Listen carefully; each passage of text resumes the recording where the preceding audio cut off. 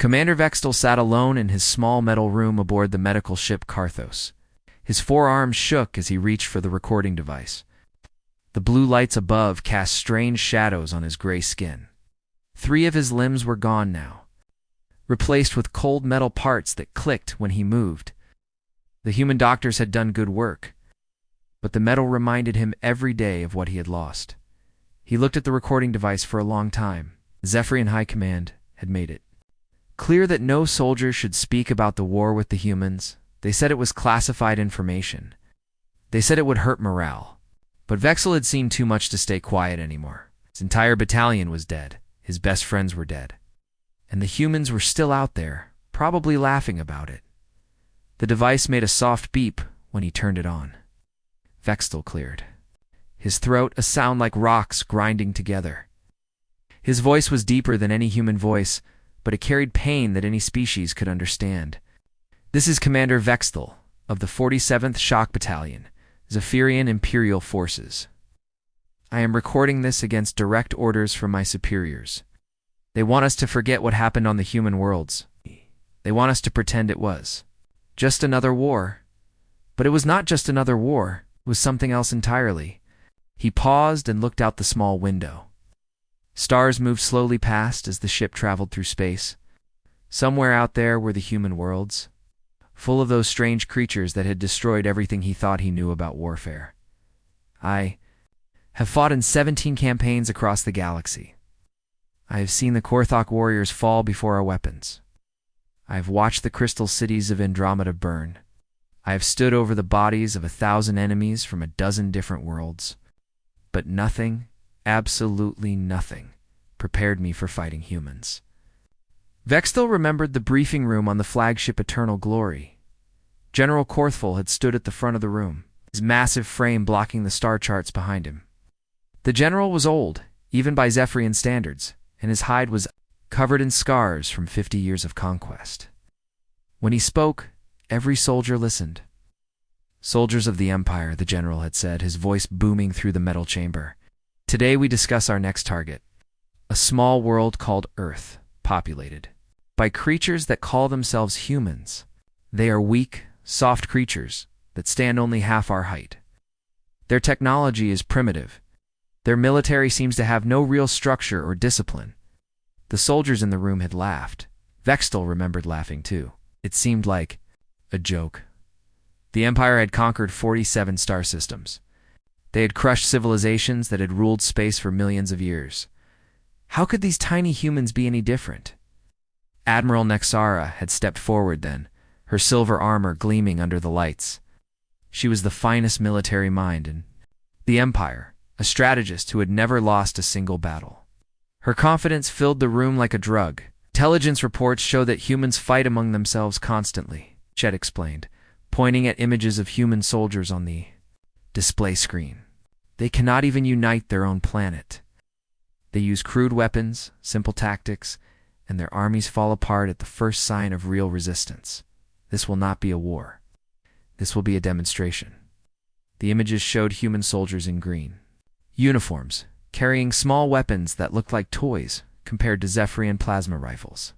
The humans looked so small, so fragile. Their skin was thin and pale, nothing like the thick gray hide that protected Zephyrian warriors. They had only 2 arms, 2 legs, and their heads were tiny. How could such creatures possibly fight back? "Against the might of the Empire, we will strike their military bases first," General Korthfel had continued. "Destroy their command structure, eliminate their leaders, and the rest will surrender immediately." Humans are known for being cowards. They value their individual lives more than honor or duty. Once they see real warriors, they will beg for mercy.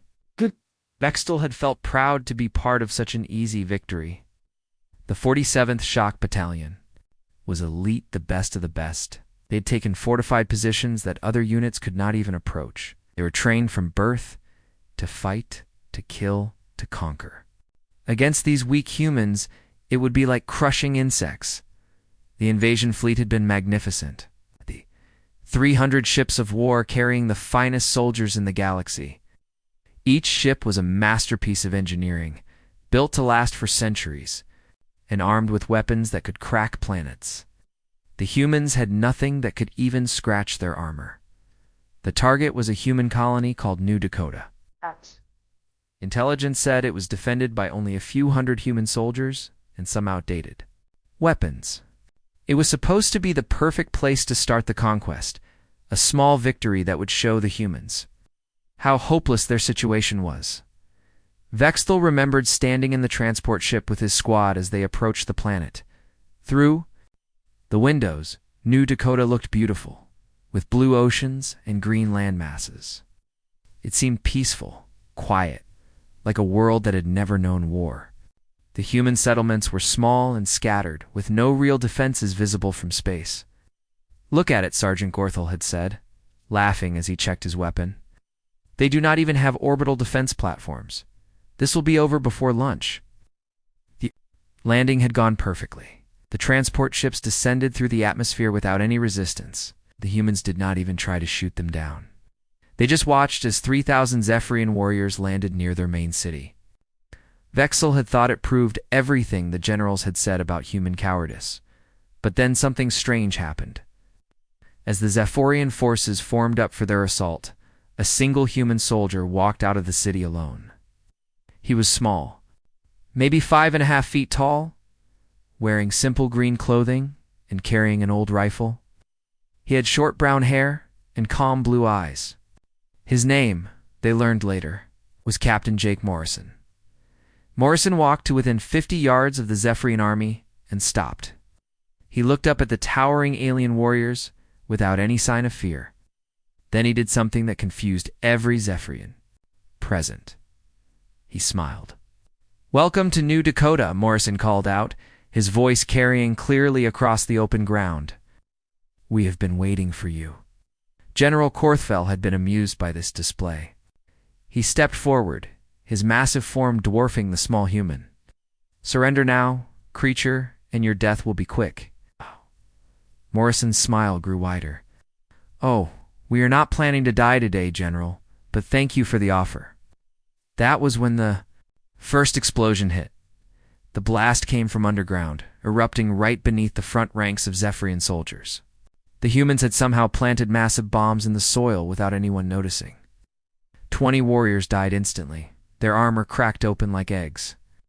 Before anyone could react, more explosions followed, each one perfectly timed and placed. Captain Morrison had never stopped smiling. Even as chaos erupted around him, even as Zephyrian weapons began firing in his direction, he stood there calmly. He spoke into a small device attached to his chest. "Welcome party is ready. Light them up." The sky above New Dakota suddenly filled with fire. Human aircraft appeared from nowhere, dropping bombs and firing missiles with deadly accuracy. They must have been hiding somehow, using technology the Zephyrians did not understand. The perfectly organized invasion force began to scatter as warriors dove for cover, but the real horror had not even begun yet. Vexel stopped the recording and rubbed his remaining organic hand across his face. Even now, months later, he could still hear the sounds of that first battle, the screaming, the explosions, the terrible laughter of human soldiers who seemed to enjoy every moment of the fight. He started the recording again, his voice quieter, now full of the weight of memory. "We thought we were attacking a world of farmers and merchants. We discovered we had landed in the middle of a carefully prepared trap. And Captain Jake Morrison, that small human with his calm smile." Vexel turned off the recording device and sat in silence for several minutes. His metal hand made small clicking sounds as he moved his fingers. The memories of New Dakota were like poison in his mind, but he had to continue. Other Zephyrian soldiers needed to know what they were really fighting against. He activated the device again and continued his story. The battle for New Dakota was supposed to last 3 hours. It lasted 18 days. What we thought would be a simple conquest became our introduction to something we had never encountered before. Humans do not fight like any other species. In the galaxy, they do not follow the rules of war that civilized beings understand. Vexel remembered how quickly everything had gone wrong after that first explosion. The Zephyrian army, which had landed in perfect formation, was scattered across the landscape within minutes. Captain Morrison and his small force of Marines had vanished into the human city, leaving behind a battlefield full of traps and surprises. We tried to follow our standard tactics, Vexel continued. Surround the enemy, cut off their supply lines, force them to surrender through superior firepower. But the humans did not behave like enemies were supposed to behave. They did not stay in one place. They did not protect their important buildings. They did not even seem to care about their own safety. The first sign that this was different came when Sergeant Lisa Campbell appeared. Campbell was a human combat engineer, a small woman with red hair and green eyes who looked like she should be working in a garden, not fighting in a war. Ow. But Campbell had turned the entire city of New Dakota into a weapon. Every building was a trap. Every street corner hid an explosive device. The humans had rigged their own homes, their schools, even their hospitals, to explode when Zephyrian soldiers entered. Campbell and her team had spent months preparing for this invasion, turning a peaceful colony into a maze of death. We entered a human school building, thinking it might be their command center, Vexel said, his voice growing quieter. It looked innocent enough. Small desks for human children, colorful pictures on the walls, toys scattered on the floor. But when my squad reached the second floor, the entire building collapsed. Campbell had weakened the support beams so precisely that the building would fall only when enough weight was on the upper level. 6 of Vexel's best soldiers died in that collapse. But that was not the worst part. The worst part was what happened afterward, as the surviving Zephyrians dug through the rubble, trying to rescue their trapped comrades. They heard something that chilled them to their core. Laughter, human laughter, coming from hidden speakers throughout the ruins. They were watching us, Vexel explained. They had cameras hidden everywhere, and they were watching us die. They were laughing about it. The psychological warfare was unlike anything the Zephyrians had encountered. In civilized warfare, enemies might try to frighten each other or damage morale. But humans took it to a level that seemed insane. Lieutenant Bobby Turner, a young human soldier with a friendly face and an easy smile, became the voice of this campaign of terror. Turner would appear on captured Zephyrian communication channels at random times. He never threatened or boasted. Instead, he would tell jokes, sing songs, or just chat like he was talking to old friends. But he would do this while covered in Zephyrian blood, standing over the bodies of alien soldiers he had just killed. "Good morning, boys," Turner would say cheerfully, his human teeth white against the dark blood on his face. "Beautiful day for a war, is it not? Oh, I just finished having breakfast with some of your friends." Well, I had breakfast. It became breakfast, if you know what I mean. Then he would laugh, that terrible human sound that seemed to find joy in the most horrible situations. Other human soldiers would join in, their voices mixing together in a chorus of madness that drove several Zephyrian officers to complete mental breakdown. "We could not understand it," Vexel said. "In our culture, warriors are serious about battle. We fight with honor, we respect our enemies, we do not mock the dead. But humans seem to treat the entire war like some kind of game they were enjoying." The Battle of Hadley's Ridge became the symbol of human stubbornness. Major Katie Brooks and her battalion of 200 soldiers held a small hill against 3,000 Zephyrian warriors for 6 days. The hill had no strategic value. There were no important resources there, no weapons, no supply depots. It was just a piece of high ground covered with rocks and small trees. But Brooks had decided to make a stand there, and her soldiers followed her lead. They dug trenches with their bare hands when their equipment broke, used rocks as weapons. When their ammunition ran out, they fought with broken bones, with bleeding wounds, with infections that would have killed weaker beings. On the 3rd day, we offered them terms of surrender, Vexel remembered, told them we would let them live if they gave up. Major Brooks sent back a message that consisted of only 2 human words. I will not repeat those words, but they made her position very clear. The humans fought at night, when most civilized species would rest. They fought in the rain, when the conditions were miserable. They fought when they were hungry, when they were wounded, when any reasonable being would seek medical attention. Sleep seemed optional for them. Food seemed optional.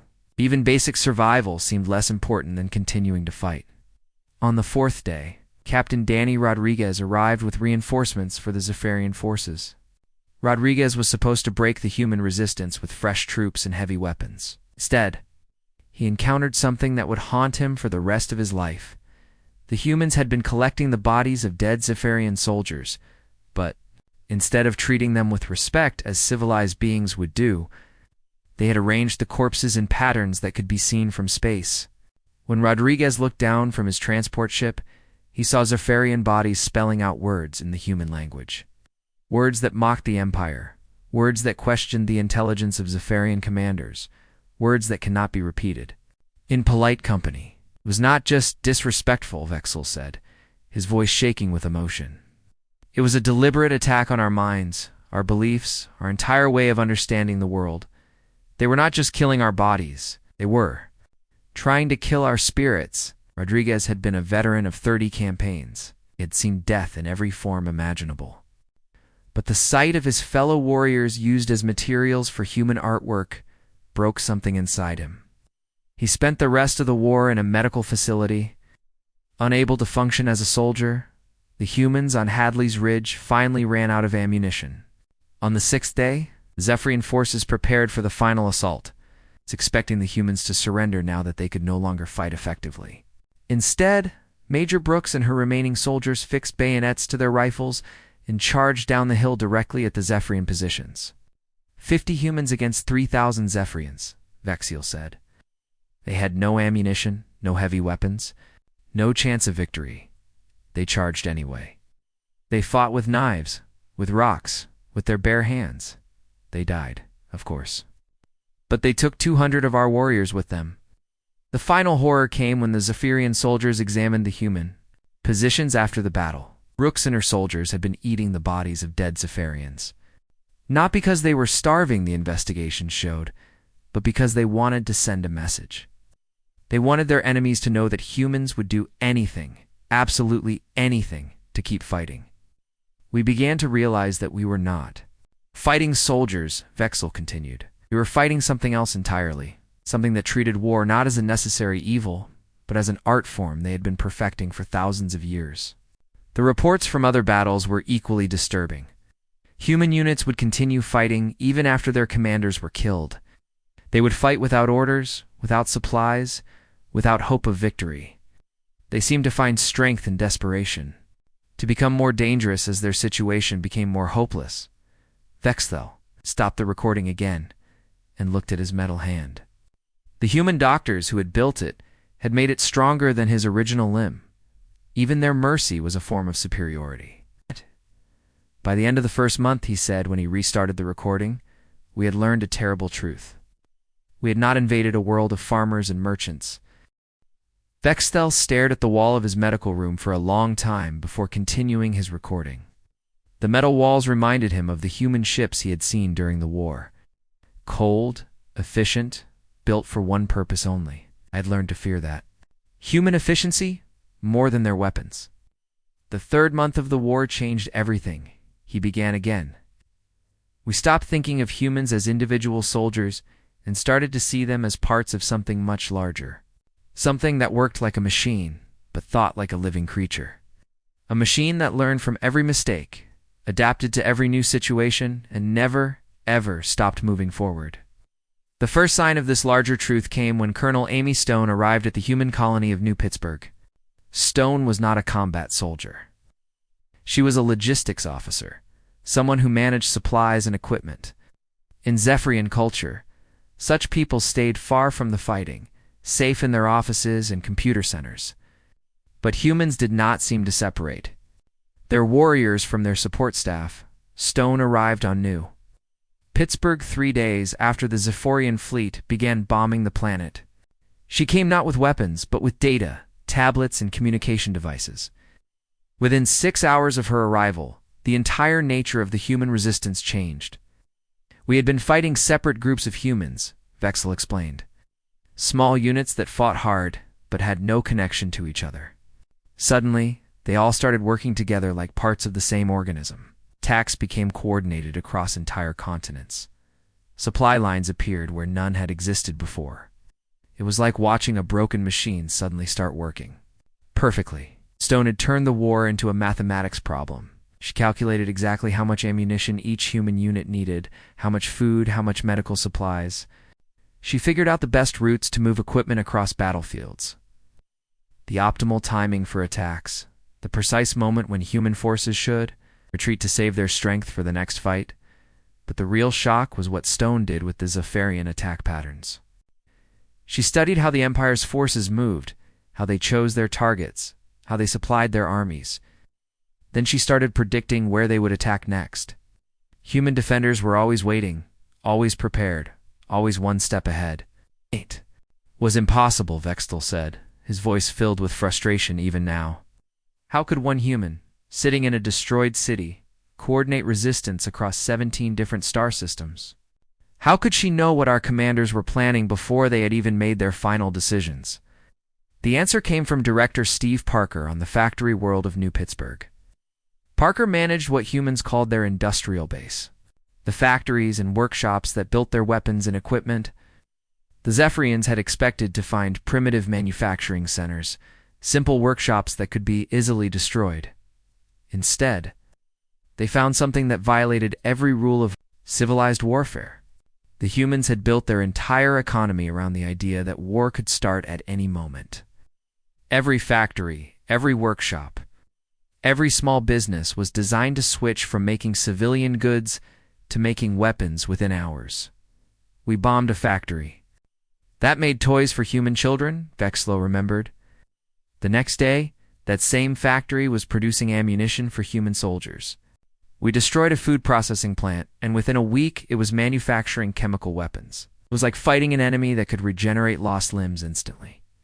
Parker's industrial network could replace destroyed human ships faster than the Zephyrians could destroy them. When the Empire's forces won a battle and captured a human base, they would find that the humans had already built 3 new bases somewhere else. The war was not just about winning individual fights. It was about outproducing the enemy. Humans were very good at production. The siege of Kepler's station showed the true horror of human naval strategy. Commander Rick Thompson commanded the Human Defense Fleet, a collection of ships that looked crude and primitive compared to Zephyrian vessels. Empire ships were beautiful, designed to last for centuries. Built with the finest materials and the most advanced technology, human ships looked like they had been thrown together in a hurry. Their hulls were rough, their weapons were simple, their interiors were cramped and uncomfortable.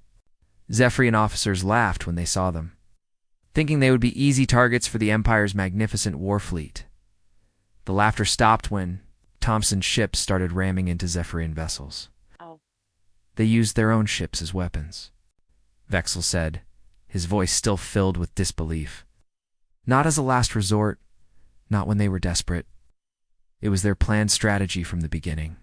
They built ships specifically to crash them into our fleet. The human vessels were designed to be expendable. They were cheap to build, quick to replace, and piloted by crews who seemed to view their own deaths as acceptable losses. When a human ship was damaged, instead of retreating for repairs, it would accelerate toward the nearest Zephyrian vessel and explode on impact.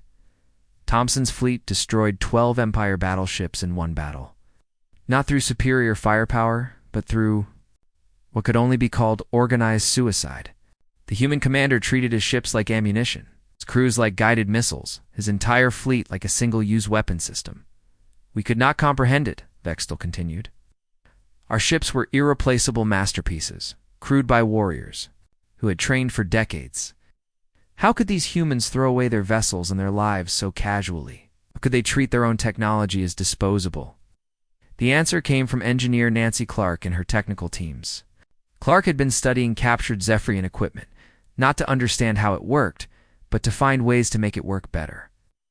Human engineers took Empire technology and somehow improved it, making weapons more powerful, armor more protective, ships faster and more maneuverable. But the improvements always came with a cost. The humans would make Zephyrian equipment more effective, but also more fragile. They traded longevity for power, reliability for performance. Everything they touched became more dangerous, but also more likely to break. They were not trying to build things that would last, Vexel realized. They were building things that would win the current battle, even if they destroyed themselves in the process. Every weapon, every ship, every piece of equipment was designed for maximum short-term impact. The most disturbing example was what happened to the Zephyrian prisoners. Manek Tony Walsh ran the human prisoner of war camps, and his methods were unlike anything in civilized warfare. He did not torture prisoners or execute them. Instead, he healed them. Walsh would take wounded Zephyrian soldiers and repair their injuries with human medical technology. But the repairs were always improvements over the original biology. Broken bones became stronger metal replacements. Damaged organs became more efficient artificial versions.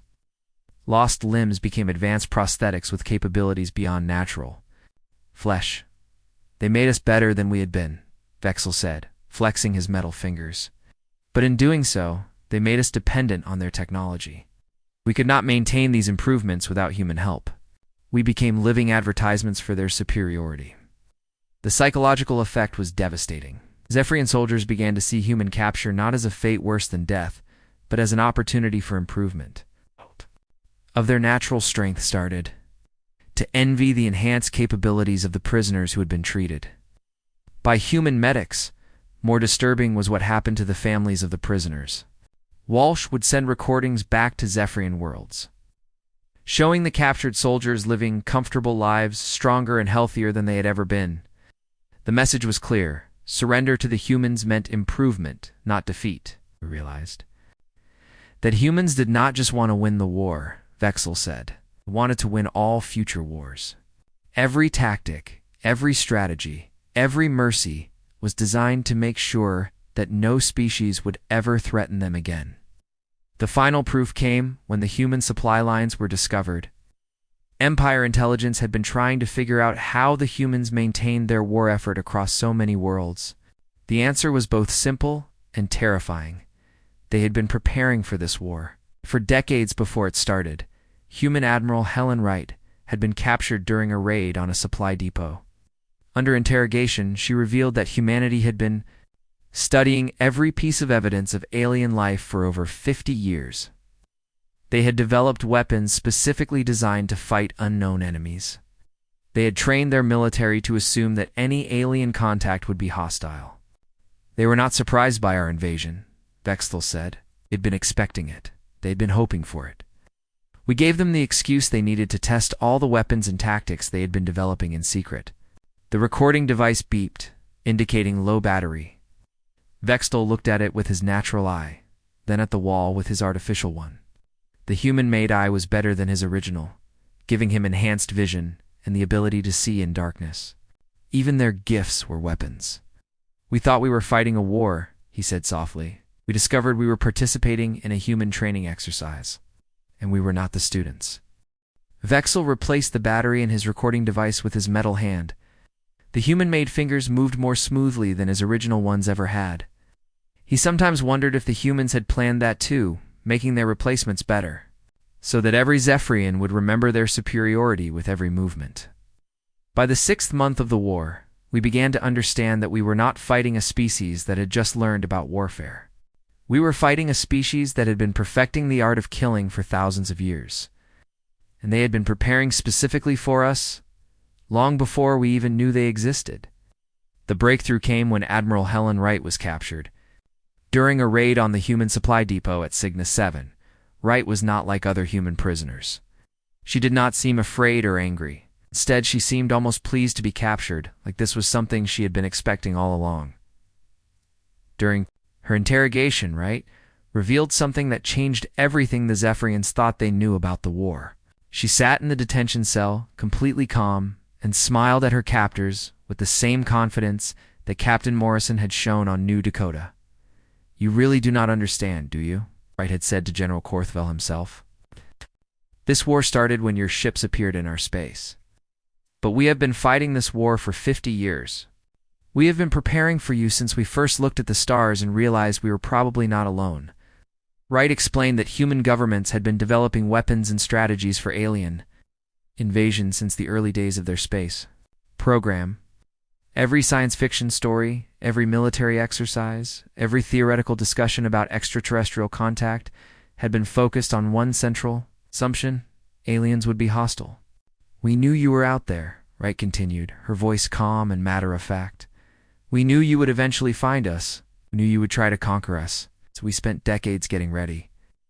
Every weapon you have faced, every tactic that has surprised you, every strategy that has frustrated your plans, we developed all of it specifically to fight aliens like you.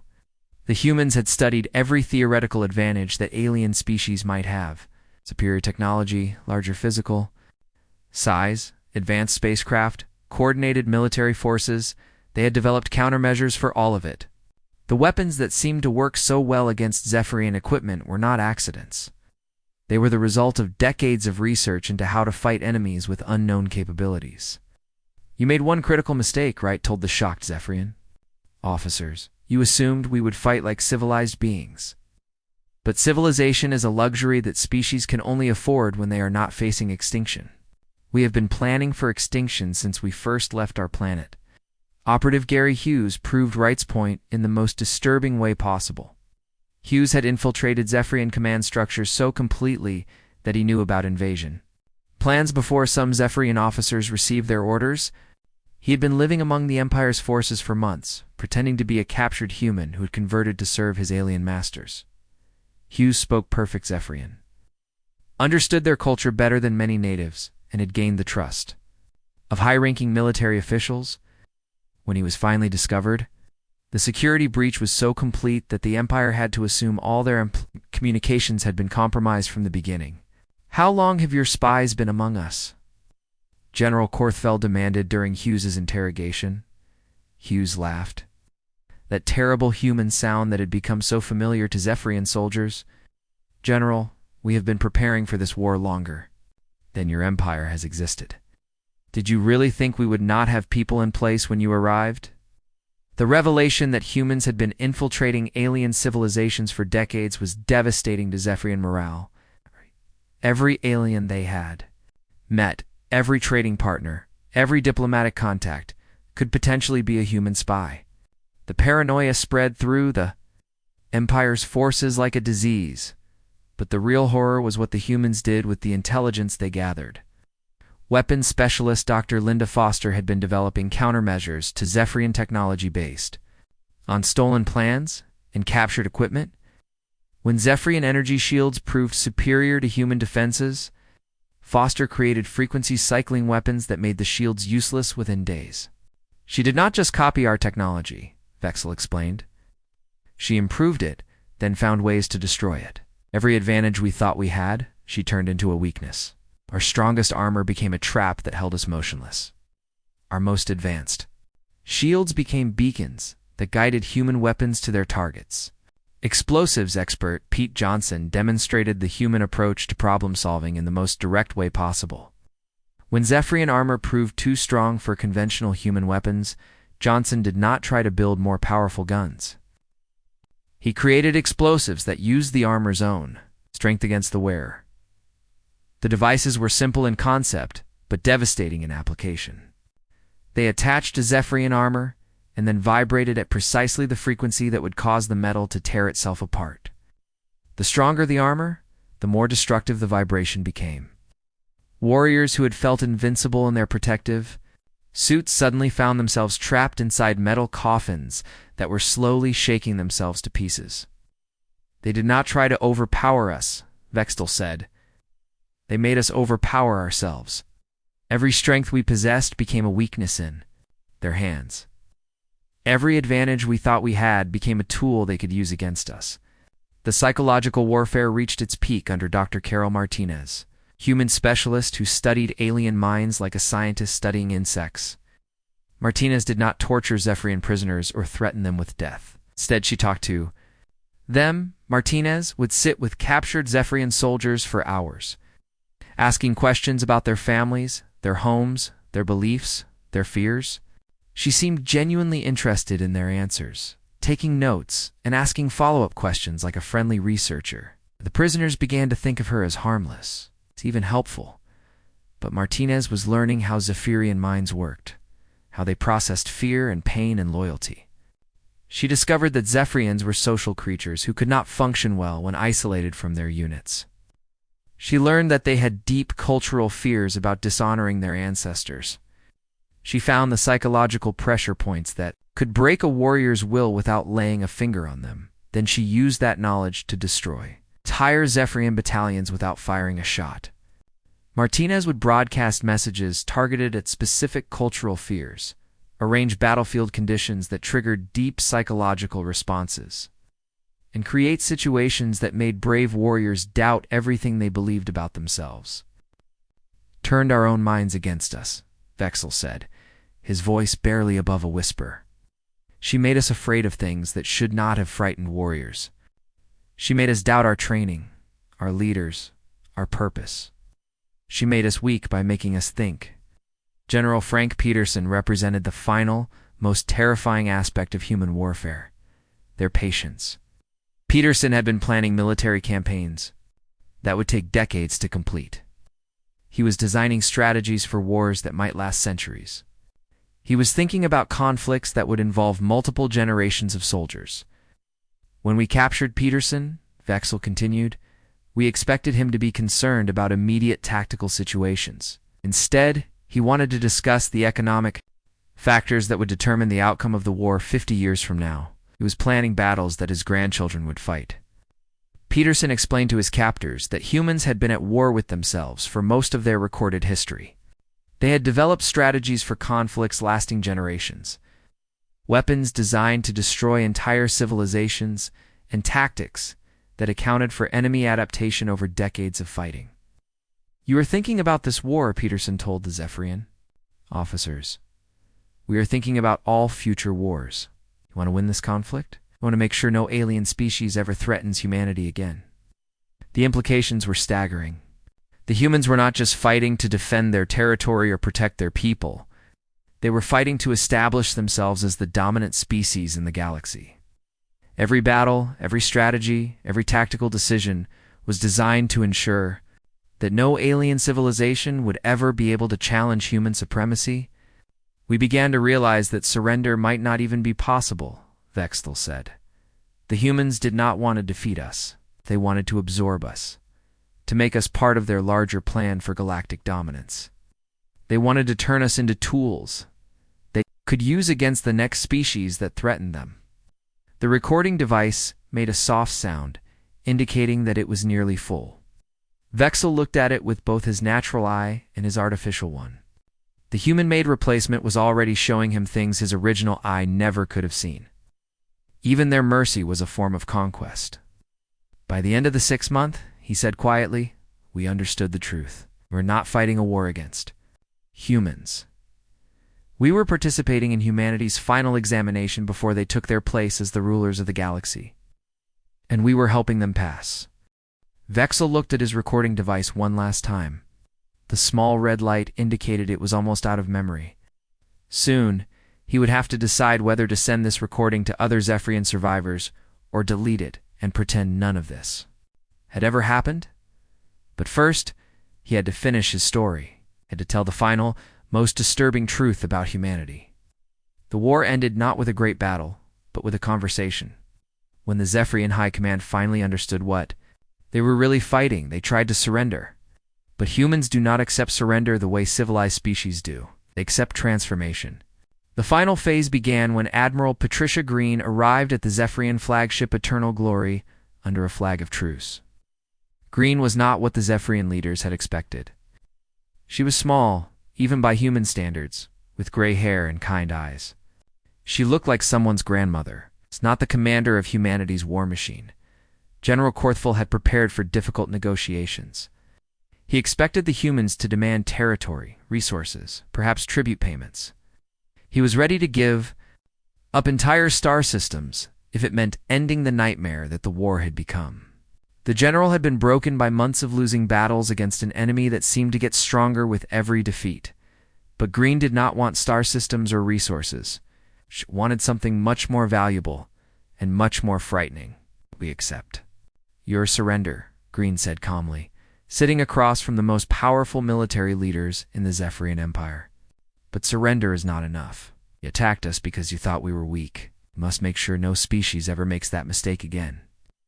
Green's terms were unlike anything in the history of galactic warfare. She demanded complete Zephyrian disarmament, but not just of weapons. She wanted the dismantling of the entire Zephyrian military culture. No more warrior training, no more weapons research, no more dreams of conquest. But that was just the beginning. Green wanted human observers placed in every Zephyrian school, teaching human history and human values to Zephyrian children. She wanted human advisors in every Zephyrian government office, helping to reshape alien society along human principles. She wanted the gradual transformation of an entire species. "You will become our partners," Green explained, her voice gentle, but her words terrifying. "You will help us watch for other threats to galactic peace. You will serve as examples of what happens to species that choose cooperation over conquest." The occupation that followed was unlike any military occupation in recorded history. Commander Alex Turner, who led the human administration of Zephyrian worlds, did not rule through fear or violence. Instead, he ruled through improvement. Turner's forces rebuilt Zephyrian cities, but they built them better than before. Human engineers designed new transportation systems, communication networks, and energy grids that made life easier and more comfortable for ordinary Zephyrian citizens. Within months, most Zephyrians had better living conditions under human rule than they had ever enjoyed under their own government. The humans did not steal Zephyrian resources. Instead, they invested in them. Human technology made Zephyrian farms more productive, Zephyrian factories more efficient, Zephyrian hospitals more advanced. Every change improved life for the average Zephyrian while making them more dependent on human expertise and human goodwill. "They conquered us by making us grateful," Vexel said, his voice filled with bitter understanding. "They turned occupation into liberation, defeat into improvement. How do you resist an enemy who makes your life better?" Dr. Betty Cole's Rehabilitation programs were the most disturbing aspect of the human occupation. Cole worked with former Zephyrian soldiers, helping them adjust to life in a peaceful galaxy. She did not punish them for their role in the war or force them to feel guilty about their past actions. Instead, Cole helped them understand why the war had been necessary from the human perspective. She showed them evidence of other aggressive alien species that humanity had encountered. She explained how the Zephyrian invasion had been part of a larger pattern of galactic violence that needed to be stopped. She made us believe that we had been the villains, Vexel explained, not because she lied to us, but because she showed us truths we had never considered. She made us see the war from the perspective of the species we had conquered, the worlds we had destroyed, the civilizations we had ended. Within a year, many former Zephyrian soldiers were volunteering to serve in human peacekeeping forces. They genuinely believed that humanity represented hope for a more stable, more prosperous galaxy. They saw themselves not as conquered enemies, but as reformed allies working toward a better future for all species. The most personal example of human transformation came from Dr. Joe Williams and his medical team. Williams had saved Vexel's life after the battle at Kepler Station, placing his lost limbs with advanced prosthetics and repairing damage that should have been fatal. But the medical treatment was more than just life-saving surgery. Williams had rebuilt Vexel stronger, faster, and more capable than he had ever been with his original biology. The artificial limbs never tired, never aged, never felt pain. The enhanced organs were more efficient than natural ones. The improved sensory systems gave him abilities no natural Zephyrian possessed. "They saved my life by making me superhuman," Vexel said, flexing his metal fingers and watching the precision of their movement. "But in doing so, they made me living proof of their superiority. Every day, with every enhanced breath I take, I am reminded that humans can improve on nature itself." The psychological impact extended beyond individual soldiers. Williams and his team treated thousands of wounded Zephyrians, always with the same result. The patients emerged from treatment grateful for human mercy and impressed by human capabilities. They became walking advertisements for the benefits of human rule. More disturbing was what happened to Zephyrian families. When enhanced former soldiers returned home, their relatives could see the improvements immediately. Wives and children who had feared for their warriors' safety were now confident that their enhanced family member was safer and stronger than ever before. We became jealous of our own prisoners, Vexel admitted. Families began to hope that their soldiers would be captured and improved. Parents started to see human enhancement as a gift they wanted for their children. Transformation came through education. Human teachers like Professor Karen White began working in Zephyrian schools, not to replace local instructors, but to supplement them. White taught human history, human science, human philosophy, but she taught these subjects as universal truths. Rather than specifically human ideas, Zephyrian children learned about human achievements in art, science, and technology. They learned about human values like individual freedom, scientific inquiry, and peaceful cooperation. They learned to see humanity not as conquerors, but as teachers, showing the galaxy a better way to live. Within 5 years, an entire generation of Zephyrian children grew up believing that humans were the natural leaders of galactic civilization, Vexel said. They did not see this as defeat or occupation. They saw it as progress. The economic integration completed the transformation. Human companies formed partnerships with Zephyrian businesses. But the humans always had the advanced technology, the superior knowledge, the essential resources. Zephyrian worlds became prosperous, but their prosperity depended entirely on continued human cooperation. We became successful junior partners in a human enterprise, Vexel explained. We had better lives, more opportunities, greater security, but we had them only as long as we remained useful to human interests. The recording device beeped its final warning. Vexel had only a few more minutes left. He wanted to end his testimony with a warning, but he was no longer sure what he was warning against. I am recording this to tell other species what they will face if they encounter humanity, he said slowly. But I am no longer certain whether that encounter should be feared or welcomed. The humans destroyed our empire, ended our way of life, and transformed our entire species. But they gave us better lives than we ever had before. The sound of footsteps in the corridor outside interrupted his thoughts. Vexel recognized the gentle rhythm of human movement, so different from the heavy stride of Zephyrian warriors. A soft knock came at his door. "Commander Vexel," came a familiar voice. It was Dr. Williams, making his regular check on his patient's progress. "Are you ready for your therapy session?" Vexel looked at the recording device, then at his enhanced hand, then at the door where his human doctor waited patiently. Had spent months trying to understand what the humans had done to his species, but the answer was simpler than he had realized. "Yes, doctor," he said, turning off the recording device. "I am ready." He stood up, his enhanced legs carrying him smoothly to the door.